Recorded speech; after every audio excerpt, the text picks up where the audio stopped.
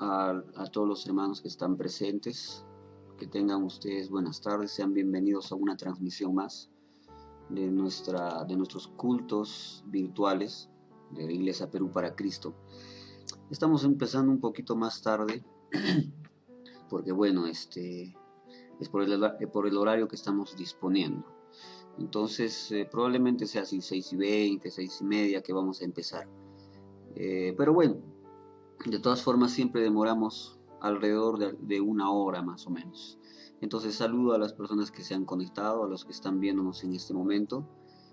Un saludo también para ellos que están mandando sus saludos. Que Dios pueda bendecir a todas las personas que están conectados, que están viendo y que de repente más adelante van a ver también. Espero que se esté escuchando bien, pues no tengo ahora tampoco el retorno. No sé si se está escuchando, yo pienso que sí, me imagino que debe estar saliendo bien. Hermanos, vamos a ser rápidos, no quiero demorar tampoco, porque es el tiempo que nosotros tenemos para compartir esta palabra, la palabra de Dios. Nuestra hermana Jesús, la emperatriz, está mandando sus saludos, y yo también le mando saludos, hermana, que Dios la bendiga grandemente. La hermana Glenny que está conectada también, el hermano Valmir desde Brasil que nos está acompañando, el hermano Darwin también. Fuerte abrazo para todos, para Lía también que está ahí. Y bueno, para las personas que se van a conectar, ¿no? Dentro de poco. Muy bien. Hermanos, tenemos nuevo presidente y hemos llegado al mes de diciembre, este último mes de este año, con muchas dificultades, enfrentando problemas tan difíciles como por ejemplo esta pandemia, este virus y otras enfermedades más que han ido saliendo en el transcurso de este tiempo. Nosotros, los cristianos, hemos permanecido siempre orando, siempre hablando de la palabra de Dios, y surge una pregunta y yo ya quiero entrar al mensaje. Muchas personas dicen, ¿qué caso tiene seguir predicando acerca de la palabra de Dios? Muchas personas han perdido la esperanza.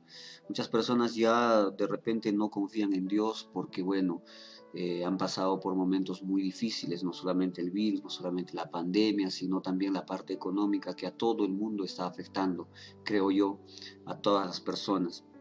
Entonces, hemos pasado por momentos tan difíciles que las personas han perdido ya el interés de repente en tener fe, o han perdido la fe, o simplemente dice, ¿qué caso ya tiene orar? ¿Qué caso tiene leer la Biblia? ¿Qué caso tiene seguir predicando como lo estamos haciendo por la web? ¿Qué caso tiene ya abrir una congregación, una iglesia? Y en realidad mucho, hermanos. Yo los quiero llevar al libro de Hechos en el capítulo 26, y en el capítulo 26, versículo 18, donde dice así, para que abra sus ojos, para que se conviertan de las tinieblas a la luz, y de la potestad de Satanás a Dios, para que reciban por la fe que es en mí, perdón de pecados y herencia entre los santificados. Vamos a usar este versículo como base para hablar acerca de el propósito de nuestro anuncio, de nuestra predicación, el propósito por el cual nosotros damos este mensaje. No porque nos creemos los mejores, porque también nosotros somos pecadores delante de Dios. No porque decimos al mundo que nosotros que predicamos, o la iglesia en la cual nosotros estamos, es la iglesia santa, es la iglesia más pura que existe. Nosotros no predicamos para mostrarnos a nosotros. Nosotros hablamos para mostrar a Jesucristo. Entonces, esa es la intención que nosotros tenemos cuando damos este tipo de mensajes, como ahora, por ejemplo, se está transmitiendo, o como todas las veces que nosotros hemos hablado acerca de la palabra de Dios. Existe una razón para todo lo que Dios ha hecho y para todo lo que Dios hace. Quizá haya de repente quienes todavía no han descubierto ese propósito, esa razón en los caminos de Dios. Las personas de repente no han descubierto todas.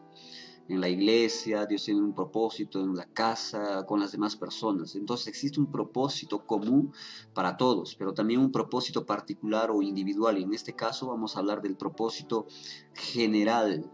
¿Por qué nosotros predicamos? En el pasaje que nosotros hemos leído, en Hechos 26, 18, Pablo le está contando al rey Agripa, cuando él está defendiéndose, cómo Jesús lo comisionó revelándole su voluntad en 3 puntos. cuando Pablo se convierte y es enseñado por Jesucristo, entonces él le va a revelar, y eso es lo que Pablo le va a contar al rey Agripa, en 3 puntos específicos. El primero sería que abra los ojos de las personas. El segundo punto sería, según el versículo 18 que hemos leído, que haga que estas personas, de cierta forma, ¿no? Porque quien hace es el Espíritu Santo, pero usa las vidas de las personas. Y en este caso a Pablo, que está hablando, que se conviertan estas personas de las tinieblas a la luz. Y el tercer punto sería que por la fe reciban el perdón de Dios para sus pecados y por lo tanto la vida y la salvación eterna. Entonces, estos 3 puntos es lo que le está explicando Pablo al rey Agripa cuando tiene que defenderse, cuando lo están acusando, y él va a contar todo esto. Pero no es una orden que se le da a Pablo simplemente, no es algo exclusivo que a Pablo se le va a dar, sino más bien se extiende a toda la iglesia y a toda persona que se llama y que se cree cristiana. Esa es la verdad que Pablo está revelándole para Agripa y que nosotros debemos aceptar y recibir también, hablando acerca de la comunicación o de la predicación o del anuncio que tenemos que hacer para las personas. No se ha excluido de esta tarea a los hijos o a los cristianos que venían después de Pablo, no, se ha comisionado a la iglesia en realidad. Entonces, esta es la labor de todas las personas cristianas que han entendido. Y las personas, por ejemplo, dicen, como lo dije al principio, ¿cuál es el motivo, la razón de ser? ¿Para qué ya lo hacen si hay tanta desgracia en el mundo? Está pasando tantas cosas malas. Entonces, este es el motivo de nuestra prédica, el motivo de nuestra anunciación. En primer lugar, para abrir los ojos a las personas. Las personas sin Cristo, aún los más nobles, destacados y morales de esta tierra, pero sin Cristo. Los mejores profesionales y gente de mucha cultura, pero sin Cristo, están caminando como ciegos y están dirigiéndose hacia su propio mal sin saber. No importa cuántos estudios tú tengas, no importa cuánta cultura tú tengas, no importa si eres tan noble y destacado en este mundo que todos te conocen y todos te admiran, pero si no tienes a Cristo es como estar ciego. Pablo trata de abrirle los ojos al rey Agripa en esa conversación. Quisiera que vayamos también al segundo libro o a la segunda carta a los Corintios en el capítulo 4 y también leamos el versículo número 4. Dice así: en los cuales el Dios de este siglo, refiriéndose a Satanás, cegó el entendimiento de los incrédulos para que no les resplandezca la luz del Evangelio de la gloria de Cristo, el cual es la imagen de Dios. Entonces, esto es lo que está haciendo Satanás, el enemigo. Está cegando el entendimiento de los incrédulos. ¿Quiénes serían los incrédulos? Aquellas personas que no tienen a Cristo en su corazón o que de alguna manera lo han rechazado. Entonces, el Dios de este siglo, como dice el versículo 4, cegó el entendimiento de los incrédulos para que no les resplandezca la luz del Evangelio de la gloria de Cristo, el cual es la imagen de Dios. Estoy hablando acerca del primer punto. ¿Qué es lo que nosotros tenemos que hacer y por qué? ¿Cuál es el propósito de anunciar la palabra de Dios en este tiempo de tanta desgracia? Que las personas están cegadas y queremos abrirles los ojos a la palabra de Dios. No es a otra cosa, en lo absoluto, solamente a la palabra de Dios. Porque es que algunos ya han criticado, por ejemplo, ¿no? Decían, ¿y dónde están los pastores? Que sus iglesias están cerradas, que ya no están pidiendo el diezmo, que ya no están saliendo a las calles, que ya no hacen milagros. Y es que estas personas que critican no saben en realidad cuál es nuestro propósito. Claro, dentro del cristianismo, así como de cualquier otra religión, existen las personas que realmente se preocupan en hacer lo bueno y la comisión que Dios ha mandado, y otros se aprovechan, no solamente en el cristianismo, con el diezmo, con engañar de los milagros y todo esto ocurre en todo. Si no, revisen nada más, pueden revisarlo en internet o pueden revisar en algunos libros, cómo es que en toda religión hay, por ejemplo, las personas que se aprovechan y aquellos que son, vamos a decir así, originales.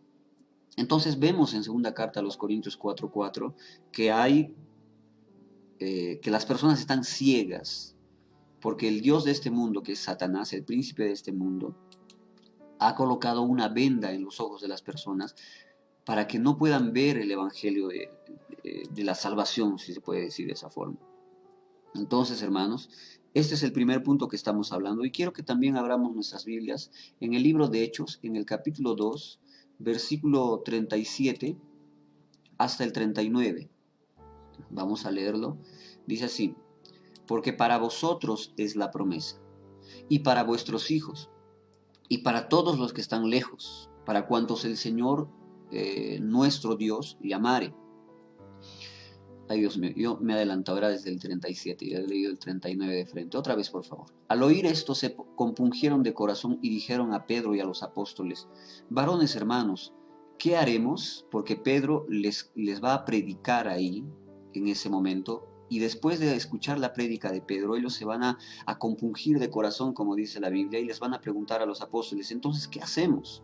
Y Pedro les dice así: arrepiéntanse y bautícense cada uno de ustedes en el nombre de Jesucristo para perdón de los pecados, y recibiréis el don del Espíritu Santo, porque para vosotros es la promesa, y para vuestros hijos, y para todos los que están lejos, para cuantos el Señor nuestro Dios llamare. Entonces, no solamente en ese momento. Pedro abrió los ojos de sus compatriotas con su predicación. Después de que él recibe al Espíritu Santo, después de que el Espíritu Santo capacita a Pedro, él hace un discurso como nunca antes en su vida había hablado. Después de ese discurso, las personas que han escuchado se arrepienten o por lo menos quieren saber cómo tener la vida eterna. Y Pedro, con esa prédica, con ese anuncio que también nosotros nos interesamos en hacer, abre los ojos de las personas que han escuchado. Pregunto en este momento, ¿estás intentando abrir los ojos a alguna persona? Y de repente alguien puede preguntar, ¿pero de qué tenemos que abrirle los ojos a las personas? De que existe un Dios compasivo, de que gracias a Dios, si se puede decir de esta forma, amigos y hermanos, el perdón no es propiedad de una persona. La salvación no es derecho de una persona, sino que esto le pertenece única y exclusivamente a Dios. Entonces, eso es lo que queremos mostrar. Este es el propósito por el cual nosotros hablamos a todas las personas. No porque somos los mejores, porque tenemos errores y tenemos pecados como todo el mundo. Sin embargo, queremos cambiar, queremos subsanar y queremos ser mejores para agradarle a Dios. Pero cuando nosotros queremos predicar y predicamos, es porque queremos mostrar a un Dios compasivo, dispuesto a perdonar, dispuesto a entregar salvación y una vida eterna, porque esto no le pertenece a ninguna religión, a ninguna iglesia, a ningún hombre. Nadie te puede dar la salvación. Por eso es que nosotros hablamos que la salvación es única y exclusivamente de Dios. No puedes y no debes pagar por la salvación, porque Dios se lo da de forma gratuita. Eso es lo que queremos hacer, abrir los ojos a las personas para que no sean engañadas, que nuestra predicación sirva para que las personas entiendan que leer la Biblia nos va a sacar de la ignorancia y no va a hacer más que las personas nos puedan engañar. Sea un pastor, sea un religioso católico, sea de cualquier iglesia, nadie nos puede engañar si conocemos la Biblia. Como en la política. Si tú conoces, por ejemplo, un determinado partido, un determinado candidato y has leído todo acerca de esta persona, no te va a poder engañar porque estás informado. Quisiera que leamos, por favor, en Juan, libro de Juan en el Evangelio, en el capítulo 3. Por favor, vamos a ir ahí, Juan, capítulo 3, y vamos a ver en el versículo 5. ¿Qué es lo que dice la Biblia en el versículo 5? Respondió Jesús: de cierto te digo, que el que no naciere de agua y del Espíritu no puede entrar en el reino de Dios. Nadie puede entrar al reino de Dios si primero no nace de nuevo, si no está reconciliado con Dios, porque el pecado ha separado. De eso queremos hablar. Eso es lo que queremos hacer entender a las personas.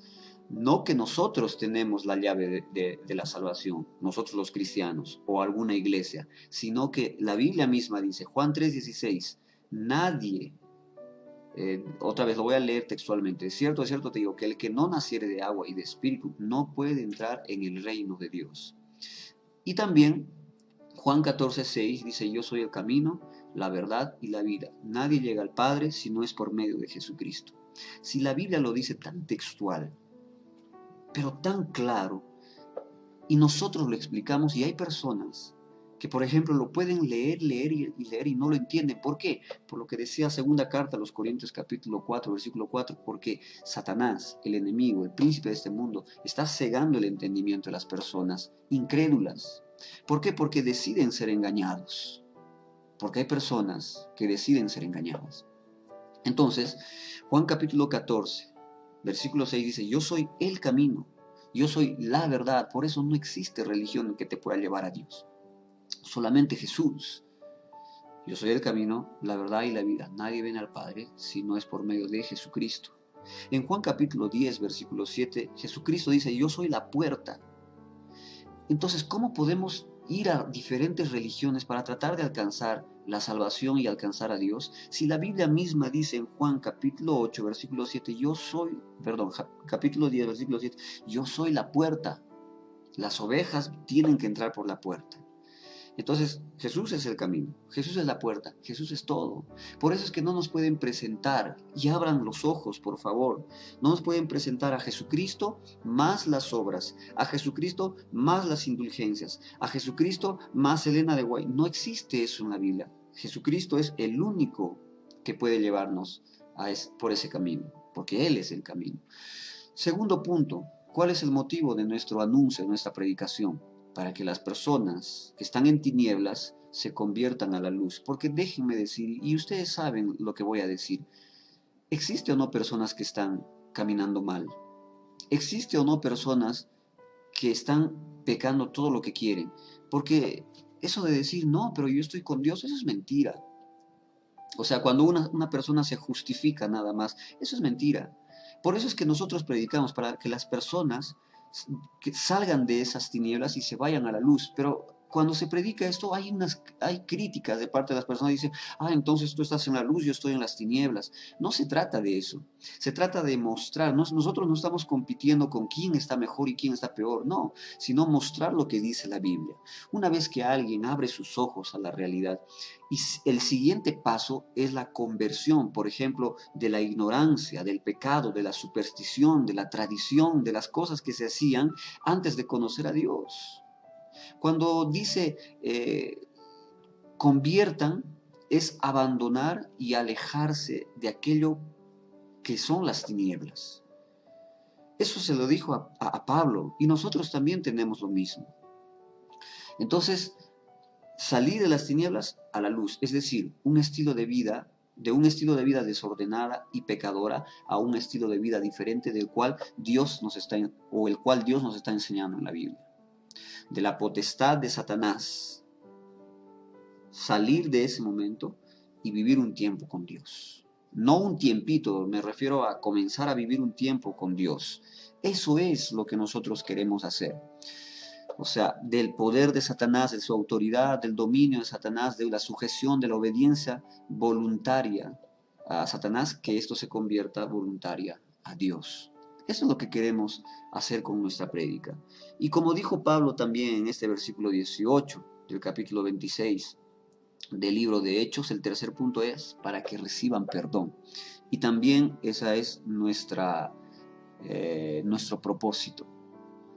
Sabemos que por la Biblia, que nosotros hemos recibido perdón. Así las personas nos quieran condenar, así las personas nos juzguen por las cosas que hemos hecho, que de repente sí es verdad, o de repente es una calumnia, al fin y al cabo, si una persona se arrepiente, es delante de Dios digna de recibir perdón. Hoy día yo estaba viendo un debate acerca de esas cosas. Un muchacho le pregunta a un profesor, ¿cómo es posible que Dios pueda perdonar? Por ejemplo, tú has vivido, hoy día estás cumpliendo 90 años y esos 90 años decides arrepentirte de todo lo que has hecho, de todo lo malo que has hecho, y de repente hasta de una forma sincera explicaba y argumentaba a esta persona. Pero esos 90 años prácticamente te lo pasaste matando a las personas, violando, asaltando, mintiendo, calumniando, o sea, hacer todo lo peor. Y él se centró en la violación. que violó a una persona, por ejemplo. Entonces se muere y Dios le perdona. Y la persona que fue violada, que fue maltratada, va para el infierno. Y le preguntaba, ¿no es una contradicción que Dios pueda hacer eso, un Dios bueno, un Dios admirable? Y el profesor le responde, es que tú no estás entendiendo qué es el perdón. El perdón es para aquella persona que se arrepiente. El perdón viene para aquellas personas que han podido cometer errores. Y Dios es suficientemente capaz de perdonar, tan amoroso, a la persona que se arrepiente. Porque si esta persona de 90 años vivió toda su vida como pecadora y luego no se arrepiente y muere así, no es perdonado. ¿Por qué? Porque no hubo arrepentimiento. No se dio cuenta de su fracaso moral. Entonces no se arrepintió de sus pecados. Pero nosotros que entendemos que no somos perfectos, que moralmente fracasamos, yo lo reconozco. Y no es intencionalmente que fracasamos. A diferencia de otras personas que sí lo quieren hacer. No es intencionalmente que somos pecadores. Algunas personas podrían preguntar en este momento, ¿cómo que no intencionalmente? Es que déjame aclarar un poquito, no debería quedarme en este punto, pero lo quiero explicar. Por ejemplo, vamos a suponer que tú estás pasando por la calle, estás hablando con tu celular en la calle, caminando, y de pronto una persona, un ladrón, te arranca el celular de la mano y se va corriendo. Y una persona, por el momento, ese momento, entonces le mete un insulto, de repente agarra una piedra, se lo arroja, pero él no es que planeó hacer eso, sino fue el momento, el calor del fútbol, como decimos nosotros en algún momento, esa expresión que usamos. Esa es una persona que no quiso hacer daño, que no quiso pecar, pero que fracasó. Pecó de todas formas, pero no lo pensó. Ahora, el siguiente caso es una persona que está llegando, por ejemplo, el fin de semana, viernes, y ya está planeando y dice, no, mañana voy a juntarme con mis amigos, yo voy a poner el trago, vamos a fumar, vamos a bailar y vamos a divertirnos sanamente. Esa es una persona que está planificando su caída moral. Y alguno podría preguntar, pero ¿qué de malo tiene ir a divertirse un poco? Yo pregunto, ¿Jesús haría esas cosas? Si Jesús no las haría, entonces ¿por qué es malo? Ahora, de repente ese ejemplo no ha sido muy claro y lo voy a sintetizar y voy a hacerlo más claro. Dos atletas están corriendo la carrera de obstáculos. Los dos ven llegar ya los obstáculos. Uno salta y en su intento de saltar la barrera o el obstáculo tropieza y se cae, por un lado. Y por el otro lado, el mismo otro atleta ve venir, está corriendo, ve venir los obstáculos, pero decide no saltar, simplemente chocar. Esa es la diferencia entre las personas que no decidieron pecar, pero cayeron en pecado, y otra que decide lo que va a hacer. Entonces, nosotros, como estaba diciendo hace un momento, sabemos que recibimos el perdón de Dios, no por ser mejores, no por ser privilegiados, sino porque entendemos que el hombre y nosotros, en la forma personal, hemos fracasado de forma moral y somos pecadores. No somos mejor que nadie. Delante de Dios nadie es mejor que nosotros. Todos estamos en el mismo nivel. Entonces nos arrepentimos y recibimos perdón. Y eso es lo que le decimos a las personas y eso es lo que estoy predicando en este momento. El perdón de pecados es únicamente para quien abre los ojos, se da cuenta de su pecado, se arrepiente y va hacia Dios a pedirle perdón. Se arrepiente de sus pecados, se arrepiente del error. Pide perdón por los pecados. ¿Quién recibe perdón de los pecados? La Biblia nos dice que es aquel que se arrepiente. Vamos al libro de Lucas, capítulo 23, por favor, si me pueden acompañar ahí para leerlo mejor. Lucas, en el capítulo 23, versículos 42 y 43. Vamos a leerlo juntos. Dice así: Y dijo a Jesús, acuérdate de mí cuando vengas en tu reino. Dos ladrones fueron crucificados a los costados de Jesús. Algunas personas dicen ladrón bueno. No existe un ladrón bueno, sino que ellos quieren decir que el que se arrepintió, en otras palabras. O sea, dos ladrones, uno se arrepiente. Y le dice a Jesús, el que se arrepiente, le dice así: acuérdate de mí cuando vengas en tu reino. Versículo 43. Entonces Jesús le dijo, de cierto que hoy estarás conmigo en el paraíso. Entonces, este ladrón se arrepiente, recibe el perdón una vez que se arrepiente. El propósito de Dios es otorgar el perdón a los pecadores y su intención todo el tiempo es perdonar a las personas. En Jeremías capítulo 33, versículo 8 dice que Él perdonará los pecados. Y por último, el último punto que quiero tocar es herencia entre los santos. La salvación que todos queremos es la meta, que tú y yo lleguemos a tener esa herencia. Pero el pensamiento de Dios y su voluntad no se limita a unos pocos, sino su intención es alcanzar a todos. Quisiera que leamos también segunda carta de Pedro en el capítulo 3 y en el versículo 9. La Biblia dice así: el Señor no retarda su promesa, como algunos dicen, no, el Señor tarda pero no olvida, no. La Biblia dice, el Señor no retarda su promesa, según algunos la tienen por tardanza, sino que es paciente para con nosotros, no queriendo que ninguno perezca, sino que todos procedan al arrepentimiento. Esa es la intención de Dios.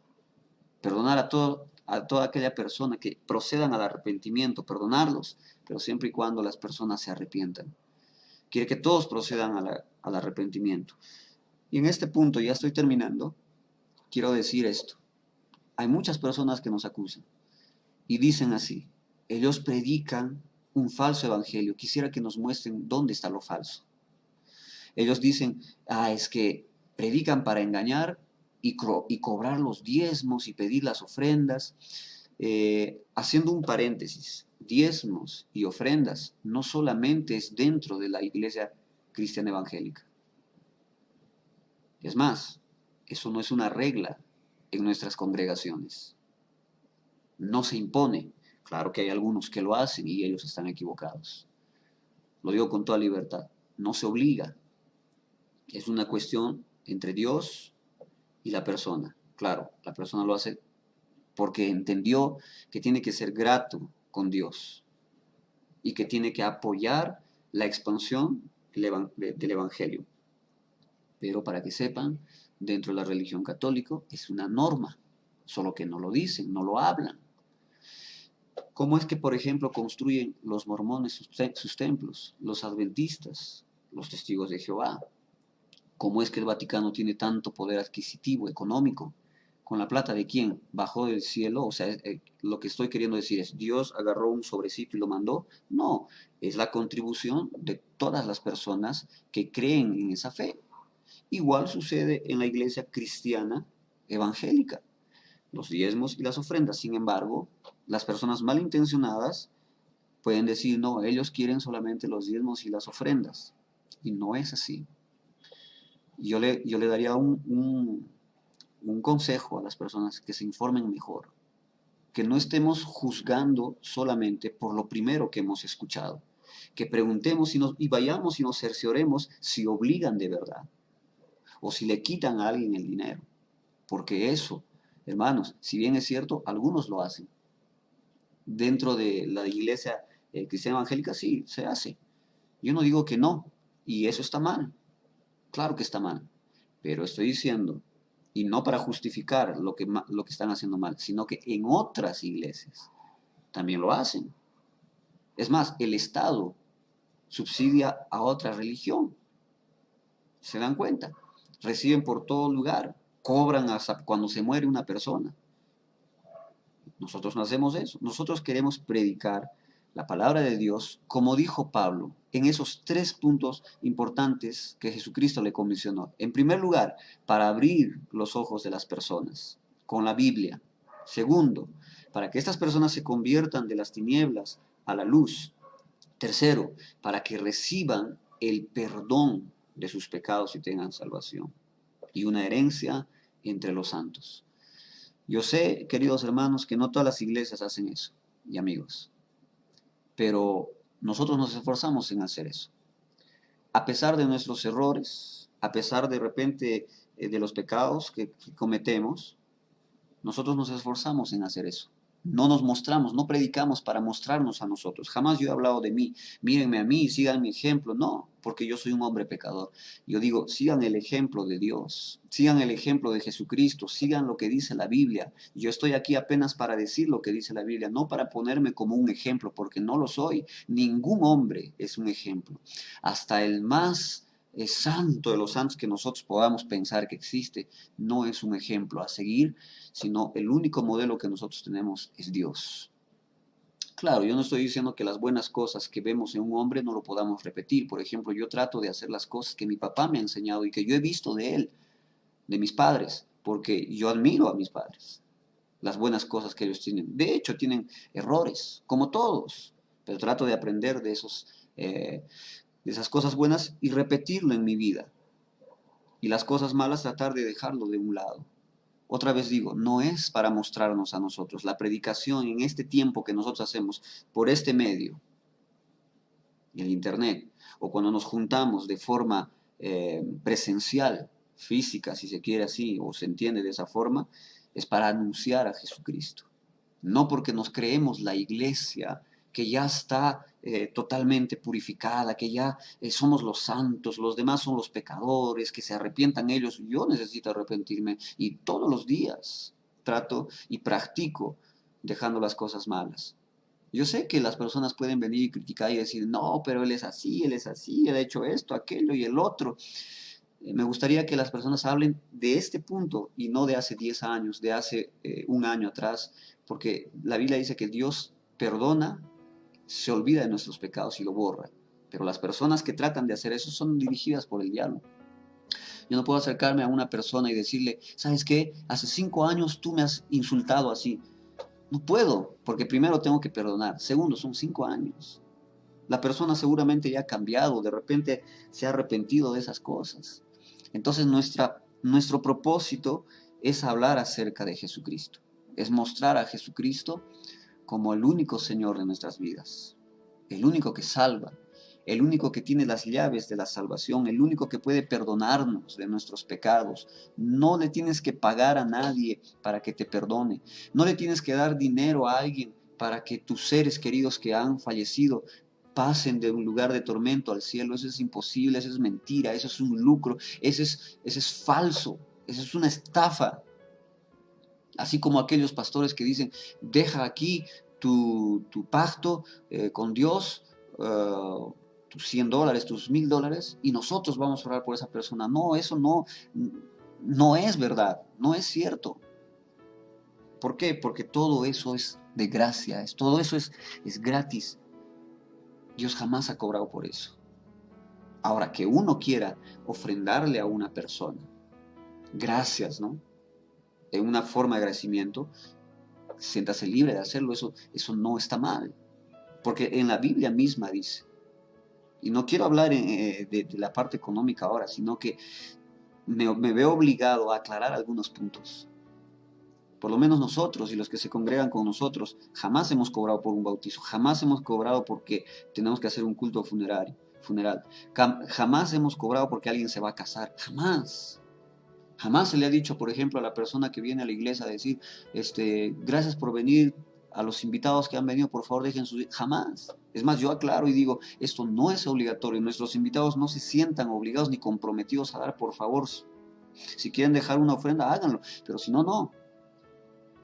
Y esto también es para las personas que están congregando.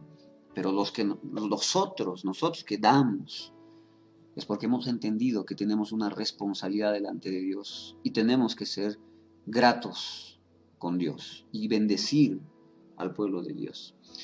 En otro momento, yo quisiera hablar acerca de esta parte económica, de los diezmos y de las ofrendas, para mostrar cómo es que la Biblia dice si en este tiempo los diezmos continúan, las ofrendas continúan, si es obligatorio o no en nosotros, si esto trae maldición, porque yo he escuchado, por ejemplo, una prédica y esas prédicas yo, la verdad, las desestimo, porque dicen así, si alguien está mal, enfermo físicamente, o de repente está pasando escasez, es porque está robándole en los diezmos. No, no es así. No puede ser de esa forma. Vas a perder tu salvación porque no diezmas. No, mentira, la salvación no se compra. La Biblia dice en Efesios capítulo 2, versículo 8, que es por gracia. Nada puedes hacer para salvarte, porque entonces Jesús por gusto ha muerto si yo puedo comprar mi salvación. Solamente es por Jesús. Y espero que hayas entendido, nuestra intención en este tiempo de predicar no es presentar una religión nueva o un montón de costumbres mecánicas a las personas, sino que es enseñar un estilo de vida. de adoración, de obediencia, separado del pecado, y para poder transmitir correctamente todo esto es necesario asumir el propósito de Dios en cuanto a las misiones que Dios nos ha dado, para no convertirnos en desobedientes, sino predicar su palabra. Amén. Espero que se haya entendido el mensaje, espero haya sido claro en hablar las cosas. No estoy tratando de atacar a nadie, pero sí estoy hablando de cuál es el propósito de nuestra predicación. Vamos a hacer una oración para cerrar esta parte. Señor, te agradezco por este tiempo que tú nos proporcionas, te agradezco por las personas que se han conectado y han escuchado el mensaje, Señor, que abren su corazón para tu palabra, y por las personas que lo van a escuchar.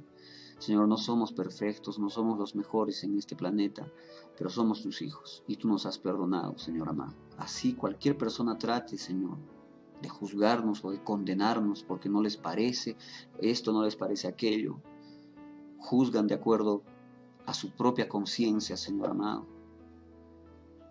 Pero tu palabra dice que nuestra justicia es como trapo de inmundicia, y lo que vale es tu justicia, no la del hombre. Por eso te agradezco, Dios Todopoderoso, porque, Señor, tú eres fiel y nos has perdonado. Gracias, Dios poderoso, bendito Padre, en el nombre de Jesús. Amén y amén. Bien, hermanos, como les dije, iba a ser breve, iba a ser rápido.